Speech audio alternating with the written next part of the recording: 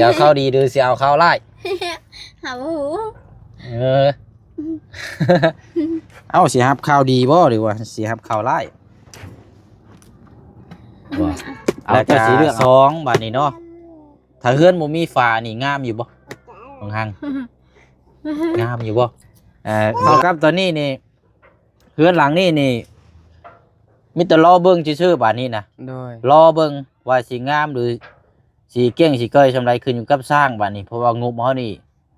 มาครบแล้วโดยเนาะมาครบแล้ว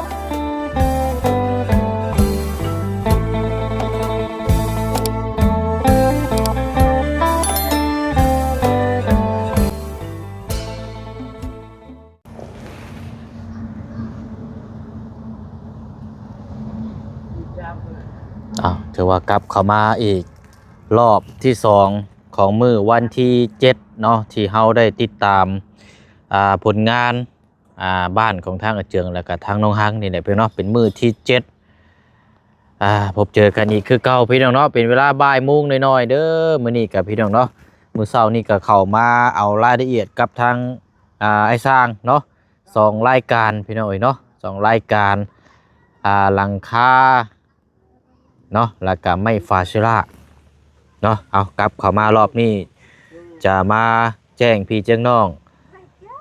และกระทั่งเจืองทางครอบครัวเขาเจ้าเนาะพี่น้องเนาะให้รับรู้นำกันอีกเด้อพี่น้องเด้อเนาะเอา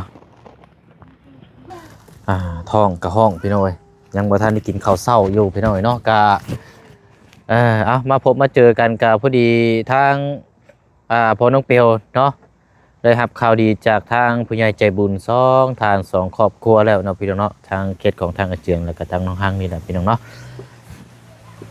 กราบทักทายสบายดีและสวัสดีพ่อแม่พี่น้องเบิดสุขุสุคนนะพี่น้องเด้อเนาะพบเจอกันอีกคือเก่าคือเดิมเนาะพี่น้องเนาะเอาช่วงนี้ก็ติดตามเบิ่งน้ำกันยาวๆจนแล้วจนทั่วพุ่นละพี่น้องเนาะเอาก็จะมาแจ้งสำหรับทางงบหลังคาเนาะพี่น้องเนาะงบหลังคานี่แหละพี่น้องเนาะทางพอใจดีเนาะเพิ่นได้ฝากให้ทางผู้เชี่ยวมาตามแล้วก็มาถามเบิ่งพอดีรายการแล้วก็แจ้งบอกทางพ่อกับแม่เพิ่นเรียบร้อยแล้วเนาะพี่น้องเนาะก็ได้ทางพ่อวิรัตเราพี่น้องกับทางแม่กิ่งพี่น้องเอ้ยเนาะอยู่ทางฝั่งไทยเพิ่นสิสดซอยหลังคานี่แหละพี่น้องทางแม่เพิ่นก็ได้ฝากเงินมาให้ทางผู้เชี่ยวไว้พร้อมดำเนินการแล้วเนาะพี่น้องเนาะสำหรับทางสังกะสีเนาะถือว่าเป็นข่าวดีพี่น้องเนาะแล้วก็เรื่องที่2อีกบัดนี้พี่น้องสำหรับทางไม้ฝาเชล่าตอนนี้กับทางเจนแล้วก็ทางแม่แก้วได้รับรู้แล้วเนาะทางผู้เชี่ยวก็ได้แจ้งไปทางเพิ่นก็ได้อนุมัติเรียบร้อยแล้วเนาะพี่น้องจะสดซอยไม้ฝาเชล่ามีแต่ว่าคลิปนี้ก็ถือว่าข่าวดี2สั้นเนาะแล้วก็สิถามทางน้องฮังทางอาเจียงก่อนไม้ฝาเชล่านี่ทางน้องๆเพิ่นนี่สิมักสีหยังเด้นี่พี่น้องเนาะถามเบิ่งทางน้องๆเพิ่นก่อนเนาะเพิ่นมักสีหยังก็จักเอาสีนั่นนะพี่น้องเนาะตามผู้อยู่ตามผู้นอนได้พี่น้องเนาะเอาอะไรพี่น้องจบจากนี้ก็จังสิไปกินข้าวเช้าน้ำกันบัดนี้พี่น้องข้าวเช้ากลายเป็นข้าวเที่ยงมื้อนี้พอรอบเช้านี่วุ่นวายกับรถพี่น้องรถถึกยางเจาะ2แพรเมื่อวานนี่ก็แพรนึง2ข้างเด้อพี่น้องเนาะเอาเนาะนั่นแหละก็ขอมกขอบใจขอบบุญขอบคุณทางพ่อวิรัตแล้วก็ทางแม่กิ่งเด้อเนาะแล้วก็ทางเจนแล้วก็ทางแม่แก้วน้ำเนาะพี่น้องเนาะถือว่าเป็นข่าวดีเนาะทางพ่อกับแม่เนาะหรือว่าทางที่ติดตามแล้วก็เบิ่งผลงานเนาะในช่องของทางบ่เสียงแล้วก็ทางพ่อน้องเปลวพี่น้องเบิ่งผลงานนํกันแล้วจนขั้นตอนนี้แหละพี่น้องเนาะก็คือทางผู้ใหญ่ที่เพิ่นสิซอยนี่คือบ่อยากให้ขาดขั้นตอนพี่น้องเนาะให้สร้างเพิ่นเฮ็ดดำเนินการต่อเลยบ่ซั่นเนาะเอาก็ถือว่าเป็นข่าวดีเนาะเดี๋ยวเบิ่งก่อนเนาะทางนี้พากันเว้าหยังเด้นี่เรื่องเฮ็ดหยังน่ะแม่นบ่กินข้าวนะตูบคือสีสั้นๆแม่นบ่เงื่อนด้วยไปฉันบ่หยอกเราเลยพี่น้องเนาะกินข้าวบ่จะโดยบ่ผูกก่อนไผเนาะคั่วอยู่นี่นางเฮาเบิดละบ่มาจีนางเนาะโอ้เอิ้นกินข้าวบ่ทางน่ะโอ้ยพลักเอ้ยเนาะโอ้ดีทางเครื่องสร้างอันนี้เนาะเต็มเลยอยู่เจจ้า โอ้ยิ้มแหละหุ่นกินผักบ่น่ะอืเอาสบายดีเนาะสบายดี พบเจอกันอีกรอบที่สองเป็นจังไรเลยยังกินนี่เฮ้อ พัก โอ้ผักจองบ่นี่ เลย โอ้คักได้นี่เนาะเอาสะเว้าน้ำกินน้ำเนาะ เลย เว้าน้ำกินน้ำจังอิ่มพอรักน้อยกินยังน่ะ กินพักนี่คือกัน โอ้ยำอยู่เนาะแซ่บได้เนาะ เลย ผักอันนี้นี่กินกับอันนั้นอิหยังก็ตำมะฮุ่งเนาะ เลย ตำมะฮุ่งตำปลาตำหยังโอ้คักได้นี่แซ่บขนาดได้นี่ ข้าวเที่ยงบ่ข้าวเช้านี่ เขาเที่ยง ข้าวเที่ยง โดย โตเนาะ เมียแหละข้าวเช้าก็กินแล้วเฮายังข้าวเช้า ทางอันเจียงนี่ข้าวเช้าเนาะ เลย เป็นหยังแจ่มกับพริกแล้วก็ลวกผักเนาะ เลย ผักหยังซะตัวนี้เขียวๆนี่ นี่ป่ะจักผักหยัง เป็นหยังก็ผักยอดชะไลบ่ แม่นผักกระดอม ผักกระดอมเนาะ เลย บ่อนั่นเนาะ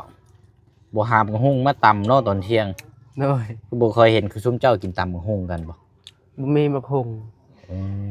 ในบ้านนี่บ่มี หายากมะหุ่งเนาะเขาเจ้าบ่ โดย ค่อยปลูกเนาะหามะหุ่งมาตำโอ้ตอนเที่ยงมีแซ่บได้จังไดเอาขนมดีกว่าเอาไปเบิ่งเอาขนมน้ำลุงนี่เอา เลย เดี๋ยวเอาไปเคี่ยวขนมเดี๋ยวมันโมเมนต์ขนมช็อกโกแลตแขวบอนั่นหรอกแขวรอบโป่งจักเล่มแล้วก็ ซี่ บ่ โดย บนล่างเนาะ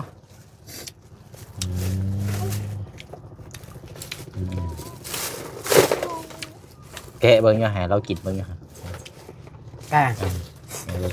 ได้อีดอกขนมเนี่ยมันบ่ได้ไม่เอาเก็ดนะนี่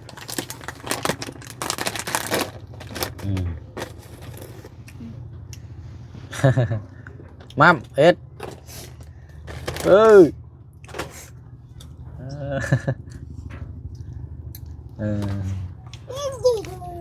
เฮ้ยบุกล้ากินชับมันเอ้าสร้างเป็นแท้เราคิดว่าของเล่นบ่จักอันนี้มันเป็นคือรูปมันน่ะตุ๊กตาเนาะ โดย กินแล้วเฮ้ยแน่เป็นนี่ได้รสชาติบาดแน่กินอีกบาดนี่กินแล้วบาดนี้ไล่รสชาติแล้วแขกได้ทรงผมเล่าแล้วนี่บ่ต้องวีเด้อนี่ไปดินซาวนี่ โดย วีให้เรียบร้อยแล้วเนาะอยู่ในตะผาก กินขนมช่างยังบ่ทันมาเนาะ โดย จัดบายน้อยๆเนาะเดี๋ยวจะสร้างเพิ่นกับมัวเมื่อกินข้าวยืนซ่านพี่น้องสร้างเพิ่นนี่เฮ็ดน้ำกัน2 คนเนาะเจืองเนาะ โดย ถ้าเอาเบิดขึ้นหลังคาเพิ่นได้พี่น้องเพิ่นสิมาน้ำกันหลายคนเนาะเอาเนาะก็แจ้งน้ำกันเด้อเนาะกินข้าวกินน้ำเนาะ โดย แจ้งน้ำกันเด้อรับรู้เนาะเรื่องบ้านเฮือนซ่านเนาะ โดย เพราะว่าถ้าคือบ่มีงบมาต่อนี่ก็บ่แล้วเนาะ โดย คืออ้ายแจ้งไปก่อนหน้าอะไรเนาะเพราะฉะนั้นก็ทางผู้ใหญ่เนาะเพิ่นก็รอติดตามรอเบิ่งรอชมอยู่เนาะว่าอันใดขาดอันใดขาดเคินเนาะเพิ่นก็พร้อมที่จะยื่นมือเข้ามาชดซอยจะให้มันแล้วมันทั่วเนาะ โดย เอาสิเอาข้าวดีบ่หรือว่าสิเอาข้าวไร่ น้องห้างเอาถามน้องห้างกันเอาสิเอาข้าวดีหรือสิเอาข้าวไร่ หาหู เอาสิฮับข้าวดีบ่หรือว่าสิฮับข้าวไร่บ่เอาเจ้าสีเรื่องเอายังเอา ไม่เรื่องแล้วแม่ ให้บ่ให้น้องห้างในเรื่องเอาเจ้าสิเอาข้าว ทำ ดี ไม ข้าว มี ไร่ ป้ายเป๋เว้ย กูจะด่า เอาเขาดี เอาข้าวดี มันเชฟ เอาข้าวดีเนาะ โดย บ่เอาข้าวให้เนาะ เนาะ โอ้ยเอาฟังข้าวให้ก่อนก็ได้ซะเนาะ เนาะ ข้าวให้ก็สำหรับ ของอ้ายเองบ่มีหยังดอกทั้งบ่เชียง โดย เพราะว่ามื้อเช้านี่ก็เพื่อสิออกมานี่ปกตินี่สิมาหาแต่เช้าเพราะว่าดูดเจาะยางไป2แผล โดย และตอนเช้ามื้อวานนี่ก็อีกแผลหนึงเท่ากับ2ข้างป้ายางไปเบิด300,000กีบได้พี่น้องเฉพาะป้ายางโอ้ยชาดว่าอันนี้สำหรับอ้ายเองเนาะแต่ว่าทางจุมเจ้าเอารับข่าวดีซะบัดนี้เนาะ โดย เอาสำหรับทางบ้านเฮือนซานบัดนี้เนาะมีแต่ว่าเฮารอติดตามรอเบิ่งรอชมอย่างเดียวเลยบัดนี้ว่าสิงามหรือว่าสิเกลี้ยงสิก้อยซำใดเพราะว่าหยังจังว่าจังซั่นเพราะว่างบเฮานี่ตอนนี้มาครบแล้ว โดย เนาะตอนนี้งบเอามาครบเลยเด้อบ่เชียงจะจ้องบ่เชียงจะแจ้งข่าวดี2ชั้นพร้อมกันเลยก็ได้เนาะ โดย เพราะว่าหลังคานี่เนาะหลังคานี่ก็มีทางพอวิรัตแล้วก็ทางมิกกิ้ง โดย อยู่ทางฝั่งไทยเพิ่นสิสดซอยหลังคาให้เนาะ โดย บัดนี้ก็ทางแม่เพิ่นกับทางพ่อเพิ่นฝากเงินมาให้อ้ายดำเนินการเรียบร้อยแล้วเนาะ โดย มีแต่ว่าเฮารอรุ่นติดตามเบิ่งตามขั้นตอนทางสร้างบัดนี้เนาะว่าสร้างเพิ่นต้องการยังไงเฮาก็สิจัดให้เลย โดย แล้วก็2บัดนี้เนาะถ้าเฮือนบ่มีฝานี่งามอยู่บ่บางหังงามอยู่บ่เวลานอนนี่คิดว่ามันเป็นตาย่านอยู่บ่เวลาเฮือนบ่มีฝา พยานด้วยเลยฟ้า บ่มีฝามันโล่งเนาะ โดย คันมีฝาเด้ซะ พยาน คันมีฝาน่ะบ่ย่านเนาะ โดย เอาซะเนาะทางไม้ฝาเชื้อราเด้อ โดย จะเน้นไม้ฝาเชื้อราจะบ่เน้นผ้ากระจาดนี่เนาะหรือว่าสิเอาตัวนี้บ่ เออเอาไม้ฝาเชื้อราดีกว่ามันจังทนทานเนาะ เป็นโอ้ยลืมพอแล้วกันสิเว้ากัน โดย แล้วก็เฮาบ่ต้องทาสีเท่านั้นคือจบครบทีเดียวเลยเนาะ โดย อันนี้ทางแม่แก้วแล้วก็ทางเอ้ยเจนเด้อ โดย ทางอันอาเจืองจำได้อยู่บ่เอ้ยเจนกับแม่แก้วจำได้เนาะทางแม่เพิ่นซอยหยังไงเอา ช่วยช่วยช่วยเด่นบ่ แม่นบ่น้องห้างจำได้บ่ ใส่ดิน ช่วยเด่นแหละ ซอยดินเนาะ โดย โอเคเอาแม่นแล้วทางเอ้ยกับแม่เพิ่นก่อนหน้านี่เพิ่นฝากมานั่น10 ล้านพุ่นได โดย สมทบซื้อที่ดินนี่เนาะ โดย ในช่องของทางบ่เซียนี่ก็มีทางผู้ใหญ่ใจบุญสมทบเพิ่มอีก โดย มื้อนี้ทางเอ้ยกับแม่เพิ่นซอยไม้ฟ้าเชอราเด้อ โดย จนแล้วบ่เด้อแหละเนาะ โดย มีแต่เฮาเบิ่งกันแหล้วเนาะ โดย โอ้ย ดีใจแฮง ละบาทนี่เนาะเท่ากับตอนนี้นี่เฮือนหลังนี่นี่มีแต่รอเบิ่งซื่อๆบาดนี้นะ โดย รอเบิ่งว่าสิงามหรือสิเก้งสิเกยซำใดขึ้นอยู่กับสร้างบาดนี้เพราะว่างบเฮานี่มาครบแล้ว โดย เนาะมาครบแล้วมีแต่อย่างอื่นแค่นั้นก็คือเป็นพวกหัวหรือว่าอย่างต่างๆตัวนี้นั่นยังบ่มีเนาะแต่ว่าคือค่าสร้างค่าอุปกรณ์ต่างๆเฮาตอนนี้นี่ครบหมดแล้ว โดย มีแต่ว่าเฮารอเบิ่งซื่อๆว่าสิซ้ำว่ารอเบิ่งผลงานแต่เฮือนอย่างนี้ว่ามันสิจบออกมางามแบบใดนะ โดย เอาถือว่าทั้งพอวิรัตทั้งแม่กิ้งแล้วก็ทั้งอีเจนแม่แก้วเนาะ โดย สองครอบครัวเด้อผู้ชน เนาะ แจ้งพร้อมกันเลยเพิ่นซอยหลังคาแล้วอีกหนึงก็เพิ่นซอยไม้ฟ้าเชื้อราเนาะจบเลยแล้วบัดนี้โอ้ยเอาดีใจนำพี่น้องเนาะโอ้ยเอาเฮือนนี่ก็ถือว่าโบใหญ่โบเกินพอดีงามสำหรับทางครอบครัวน้องเพิ่นพี่น้อย4x6แต่ว่าพอขึ้นไปเบิ่งนี่มันโมเมนต์น้อยจักดีเนาะใหญ่ โดย เฮือนเก้าต้น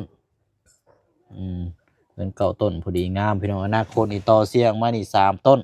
เฮ็ดห้องน้ำห้องน้าอย่างมานี่โอ้ยคักปานหยังใหญ่เทิมเลยบาดนี่ โดย เอาอะไรเนาะกะติดตามเบิ่งน้ำกันนั่นแหละบาดนี้เนาะ โดย ตามขั้นตอนต่อไปเบิ่งไปน้ำกันเรื่อยๆเอ้ยเอาฟันดีบ่เมื่อคืนนี่ บริพันธ์ยังเลย โอ้ยพอให้โชคดีกว่าเนาะพอได้ตื่นมันนี่เอามันแม่นจักบาทคือตอนนอนอยู่กุฏิพุ่นเนาะทางเนาะ3 งวดติดเลยเราเฮ็ดป้าน อนในนี้บริพันธ์ยังเลย สมอยสมีเลย โด บ่ ยมีแต่หลับอย่างเดียว ตายเนาะ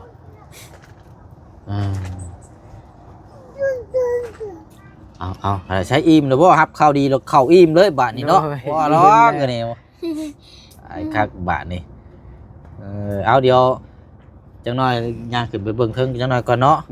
เอามีแต่ว่าทั้งซองเด้อพนมมือให้เจียงว่าก่อนก็ได้ทั้งน้องทั้งจังขอบมุกขอบใจอีกทีหนึ่งเด้อคือจะว่าแต่เก่าเนี่ยเด้อทางพอกิ้งทางพอวิรัตแล้วก็เมกิ้งแล้วก็ทางเจนเมแก้วเด้อห่านลืมอะไรพี่น้องเอ้ยหลังคานี่สิเอาสียัง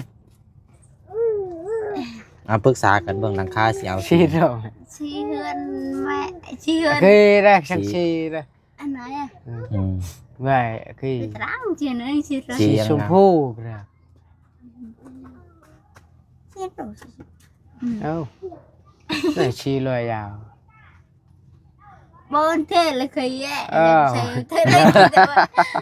แล้วชีชมพูมี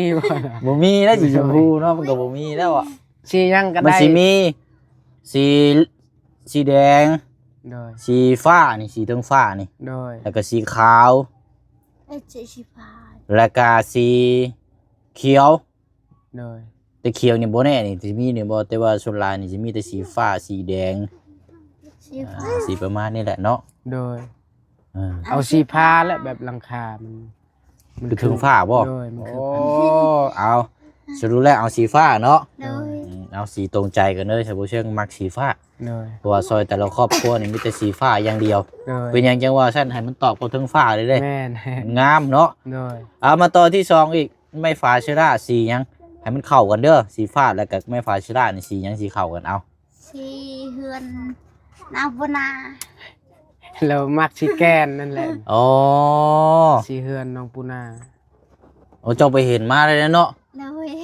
โอ้งามได้สีนั่นน่ะอ๋อสีน้องปูนาน่ะมันโมเมนต์มันคล้ายๆคือสีสแลกแต่มันเลื่อมได้สีนั่นเองโอ้แต่ว่าสีนี้ต้องคัดพิเศษนี่ยันไก่อยู่เชปูนมันบ่จักหนักอยู่ได้ตัวนี้นี่ว่าอยู่แถวบ้านดงนี่โมมี่เขาเจ้าชนลายไม่ได้เอาสีแดงช่ำมาคือเพื่อนน้องซอนนี่เด้เอาบ่ยากพี่น้อยขอแต่กำลังทรัพย์เฮามีแล้วก็ทางเจ้าของเพื่อนเพิ่นต้องการบ่เช่นก็สิบุกเต็มที่เลยแต่ว่าต้องรุ่นน้ำกันว่าสิได้อยู่ใส่แน่เนาะแต่ว่าอยู่บ้านดงนี่จังได๋ก็บ่มีอยู่แล้วอยู่เซโปนอย่างเดียวห้านที่บ่เชิงเคยเอาน่าจะเป็นห้านเดียวกันกับที่เฮือนน้องปูนาเนี่ยโอ้ได้สีนั่นงามเลยมันสีคือไหมเด้เบิ่งบ่เบื่อได้สีนั้นมันสีผู้ใหญ่โอ้เอาสีคือเฮือนบ้านน้องปูนาเนาะอันน้องห้างเนาะโอเค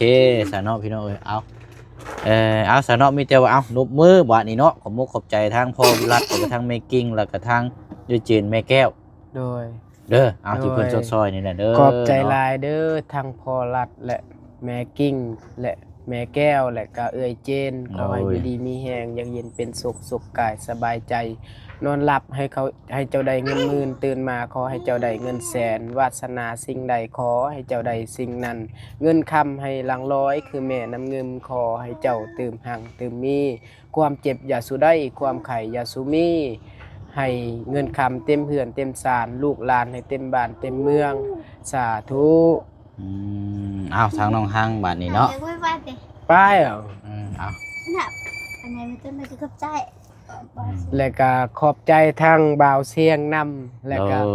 FC เบิดทุกคนขอบใจหลายให้อยู่ดีมีแห้งให้บ่าวเสียงอยู่ดีมีแห้งเย็นเป็นสุขกายสบายใจนอนหลับขอให้บ่าวเสียงได้เงินหมื่นตื่นมาขอให้ได้เงินแสนสาธุเด้อโดยเอาน้องห้างเนาะเอาสาธุแม่ทางแม่พ่อรัตพ่อวิรัตและทางแม่กิ้งแล้วก็เอื้อยเจนแล้วก็แม่ยังแม่แก้วโดยขอให้อยู่ดีมีแห้งให้อยากเย็นเป็นสุขสุขกายสบายใจอายุมันควันยืนไปทางใดมาทางใดก็ขอให้มีแต่ความปลอดภัย ไปทางใดมาทางใดมีแต่ความปลอดภัย สาธุ สาธุและขอบคุณทางเบาเสียงนำ โอ้ ให้ ให้อยู่ดีมีแห้ง อืม ให้อยู่ดีมีแห้ง โดยขอบใจ ให้ยู่นานคนยืน โดย ไปทางใดมาทางใดหามีแต่ความปลอดภัยสาธุ โอ้ โดย เอาเก่งแล้วเนาะ โดย โอ้เอาดีใจนำเด้อ โดย มีแต่ว่าเนี่ยแถวทีมงานมากะเพิ่นถามก็มีแต่ว่างบครบแล้วว่าซั่นเด้อทางบ่เสียงนี่รับผิดชอบมีหลังคาก็ไม่ผาเชื้อราเนาะ โดย มีแต่ว่าเฮาเราดุนเบอร์เบิ่งอย่างเดียวบัดนี้ โดย เดี๋ยวอ้ายสิแจ้งบอกทางชางอีกทีหนึงให้เพิ่นดำเนินการต่อยาวจดเลยเนาะ โดย โอเคไปเดี๋ยวเฮาลงมาเบิ่งพี่ก่อนจังหน่อยเนาะโอ้ย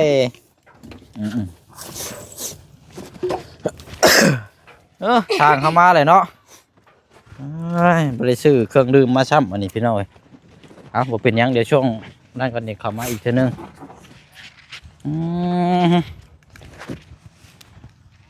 เนาะยังปูแป้นอยู่เนาะช่างเนาะอ๋อเราไหม้อยู่เนาะเราอยู่นี่บ่โอ้นี่ทางบันไดนี่พี่น้องเอ้ยเนาะไปขึ้นไปเบิ่งก่อนเฮาจังน้อยก่อน โดย ย่างเบิ่งน้ำกันอีกก่อน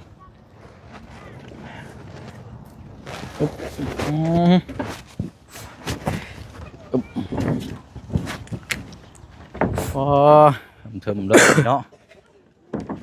เบิ่งหน่อยเนาะบ่แม่นน้อยได้นี่เฮือน6เสาเนาะ โดย เฮือน6เสาเฮือน6เสาแต่ว่ามันเสาปูนนี่แหละพี่น้องเอ้ยงามเน้นตัวนี้แหละ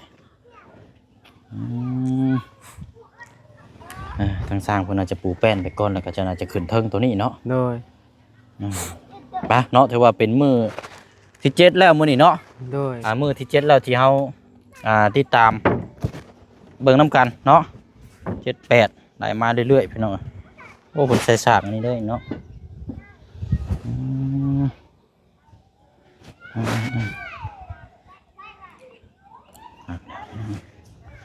รอบเช้านี้มีไปในสมานี่ล่ะ มี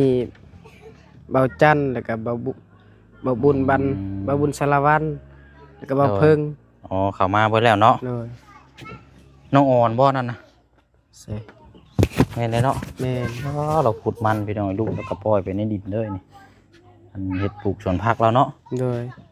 ชุดอยู่บนนี้กับพี่น้องเนาะเฮ็ดแต่เวียกแต่งานเอาซะเนาะวันนี้ก็ขึ้นมายืนอยู่นี่แล้วก็มีแต่ว่าช่วงเดี๋ยวเฮาเข้ามาแจ้งพี่แจ้งน้องนํกันอีกรอบนึงเนาะ โดย เดี๋ยวไปหากินข้าวก่อนบัดนี้พี่น้องเนาะแล้วก็มีหยังก็จังมาว่ามาคุยนํกันบัดนี้เนาะจะว่าได้รับข่าวดี2สั้นได้รับรู้นํกันแล้วพี่น้องเนาะมีแต่ว่าฝากพ่อแม่พี่น้องอีกคือเก่าคือเดิมเด้อที่ตามผลงานพี่น้องเนาะว่าสิแล้วมือใดละวันใดเนาะคือตอนนี้นี่ขึ้นอยู่กับสร้างได้บัดนี้พี่น้องเพราะว่างบเฮามาครบแล้วเลยถ้าสร้างเพิ่นซุมเอาทีมงานมาหลายคนก็แม่นว่าแล้วไวเอาขึ้นปีใหม่ได้ซะเป็นหยังเนาะ โดย ต้อนรับปีใหม่เลยเนาะเฮือนนางนี่เนาะ โดย เอาแฮปปี้เบอร์เห็นบ่เห็นเนาะ สวัสดีปีใหม่แล้ววะพี่น้องเนาะเอารุ่นน้ำกันพี่น้องเนาะบัดนี้มีแต่ว่ามอบหน้าที่นี่ให้ทางสร้างบัดนี้พี่น้องอุปกรณ์เป็นงบเป็นหยังเฮามาครบเบิดแล้วสร้างเพิ่นให้มอบหน้าที่นี่ให้สร้างเพิ่นจัดแจงเองบัดนี้เนาะแต่ว่าตามที่เฮาคิดนี่เอาขึ้นปีใหม่ซะเนาะ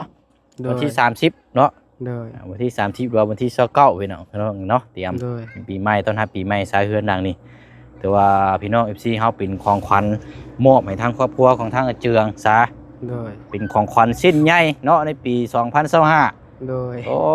ยดีใจนำพี่น้องเนาะป้าซะเนาะมีแต่ว่าจังว่าจังคุยนํกันเนาะเดี๋ยวเชิงสิบอกทางช่างอีกรอบนึงเนาะให้เพิ่นดำเนินการจัดแจงเลยบัดนี้พี่น้องเนาะรอรุ่นรอชมเบิ่งนํกันเนาะคลิปนี้ลาพี่พาน้องไปก่อนไปกินข้าวก่อนเนาะมีหยังก็จังว่าจังคุยนํกันบ๊ายบายเด้อพี่น้องเด้อเนาะสบายดี